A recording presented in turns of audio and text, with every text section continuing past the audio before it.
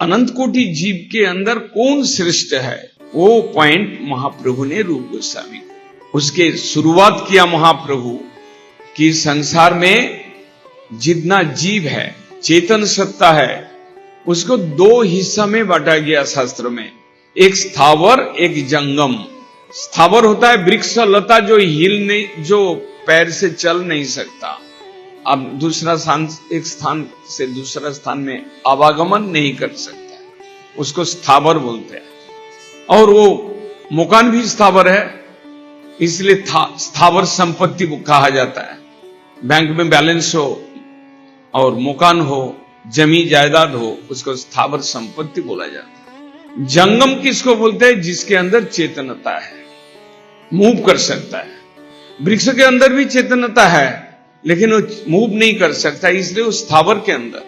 और जंगम के अंदर कीट पतंग, मछली, पशु पक्षी, मनुष्य, किन्नर, ये सब जंगम के अंदर पड़ता है। जंगम के अंदर महाप्रभु बोल रहे जितना चेतन जीव है उसमें थोड़ा संख्यक मनुष्य है। इसका मतलब कीट, पशु पक्षी, पतंग, ये सब का परिमाण बहुत ज्यादा है, संख्या में बहुत ज्यादा है, केवल मनुष्य ही अल्पसंख्यक है। हमें बाहर से दिखाई पड़ता है कि बहुत ज्यादा आदमी है इस संसार में, ये जनगणना में ये इतना करोड़ भारतवासी है, 100 करोड़ 140 करोड़ मनुष्य है, बहुत इतना मनुष्य है, जनसंख्या बढ़ रहा है, बाहर से दिखाई पड़ता है। लेकिन चिट्टी, पक्षी, पतंग, ये सब पशु सब लेकर काउंट किया जाए, सबसे कम है मनुष्य जाति। महाप्रभु क्यों ऐसे कैटेगरी के लिए विभाग करते हुए आ रहा है, उसका कारण बाद में बताएं। जहां क्वेश्चन अराइज किया कि अनंत कोटि जीव, तो हम लोग अनंत कोटि जीव के अंदर है, हमारा संख्या में हम लोग अधिक है कि नहीं, हमको जानने का इच्छा हो सकता है, लेकिन पहले ही काट दिया मनुष्य सबसे कम। उसके आगे वो जो मनुष्य है उनके अंदर भी कैटेगरी के लिए भाग करते हुए कौन मनुष्य बुद्धिमान है, कौन मनुष्य भाग्यवान है, कौन मनुष्य श्रेष्ठ है, उत्तम है, उसका कैटेगरी के लिए भाग किया। उन्होंने बोला कि मनुष्य जाति के अंदर कुछ नास्तिक, नीच जाति, ईश्वर विषय में ईश्वर है इस विषय में कोई आइडिया नहीं है, सांवताल, मुची, मैथर, ये सब उसमें काउंट किया, म्लेच्छ, ये सबको निकाल दिया। बोला ये मनुष्य के अंदर नहीं है, मनुष्य शरीरधारी है, लेकिन जिसका पास धर्मबोध नहीं है, जिसको आध्यात्मिक ज्ञान तो छोड़ दीजिए, ईश्वर तत्व है, हमको सृष्टि किया, ये ज्ञान भी जिसके पास नहीं है, धर्म ज्ञान शून्य है, उसको अलग किया। अभी आया बचा कि धार्मिक मनुष्य। धार्मिक मनुष्य को फिर दो हिस्सा में बांटे महाप्रभु, एक वेद को मानने वाले और एक वेद को मुंह में मानने वाले या ना मानने वाले। वेद को ना मानने वाले वेद को मुंह में मानता है, काम में नहीं मानता है, उसको अलग किया। जो वेदोद्रिक होकर चलता है, वेद के अनुशासन को मानकर चलता है, वो मनुष्य कहने का लायक है। वेद का अनुशासन से काम करता है नहीं, कोई काम नहीं करता। संसार में कुछ भी काम शुरुआत करता है वो वेद का विधान के अनुसार ब्राह्मण को बुलाकर अपना तरीका से करते हैं, वो मनुष्य और मनुष्य से श्रेष्ठ है। ऐसा जो वेद को मानने वाला मनुष्य है वो धार्मिक कहा जाता है, और बाकी अधार्मिक।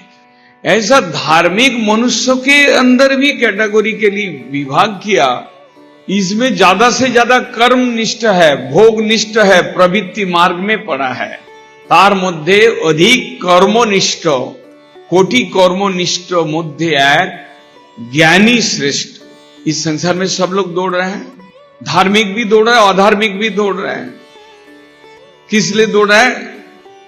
अपना शरीर रक्षा के लिए, खाने पीना, बच्चों का व्यवस्था करना, इसके। जो उनमें से धार्मिक है, उसमें करोड़ों धार्मिक व्यक्ति कर्म मार्ग में जाता है, क्योंकि प्रवृत्ति को छोड़ नहीं सकता, भोग का प्यास को छोड़ नहीं सकता, इसलिए ज्यादा कर्मनिष्ठ है।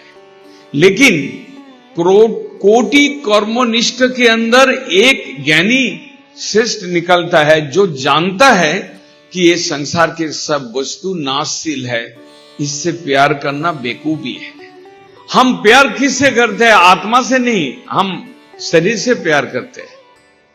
हम जानते हैं शरीर ही सब कुछ है, लेकिन शरीर का परिणाम हम नहीं सोचते हैं कि शरीर का परिणाम एक दिन शमशान घाट के यात्री बन जाएंगे वो। इसलिए शरीर को रक्षा करना चाहिए, शरीर को खाना देना चाहिए, शरीर को नहाना चाहिए, शरीर को बचाने के लिए जितना काम चाहिए उसको करना चाहिए, लेकिन शरीर से लिप्तता ना हो, वो बुद्धिमानी का काम है। जिसका लिप्तता नहीं आता है वो है ज्ञानी। जिसको ये चीज को मालूम है कि शरीर जड़ है, पंचभूत का है, इससे प्यार नहीं करना चाहिए, आत्मा से प्यार करना चाहिए, अंतर्जामी से प्यार करना चाहिए, वो है ज्ञानी। इस संसार के हर एक वस्तु विकारशील है, नाशशील है, इसलिए इससे ज्यादा अटैचमेंट नहीं होना चाहिए। हमारा दुख का कारण वही है कि हम लिप्त हो जाते हैं, आसक्त हो जाते हैं। शास्त्र में इस शब्द का प्रयोग किया, आसक्ति, अधिक लिप्तता, अधिक संजोग, वो हमारा दुख का कारण बनता है। ये चीज को जो समझ सकता है वो है ज्ञानी। और ऐसा ज्ञानी कितना है संसार में? कोटि कर्मी में से एक ज्ञानी निकल कर आता है, तो समझ लेना चाहिए ज्ञानी कितना कम है।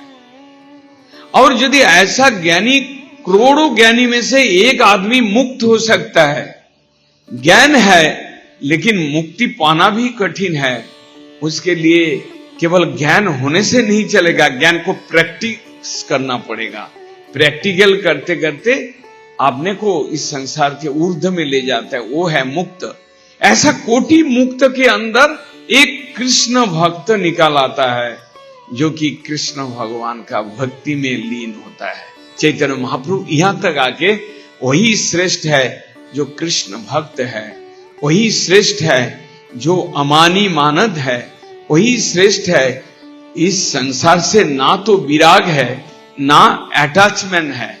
वो सब के सब चीज को ईश्वर का सेवा के उपकरण के रूप में मानते हैं और सब प्राणियों को ईश्वर का सृजा हुआ संतान मानकर सबको प्रणाम करता है और सम्मान करता है, वो है कृष्ण भक्त। और कोटि मुक्त मध्य श्रेष्ठ एक कृष्ण भक्त।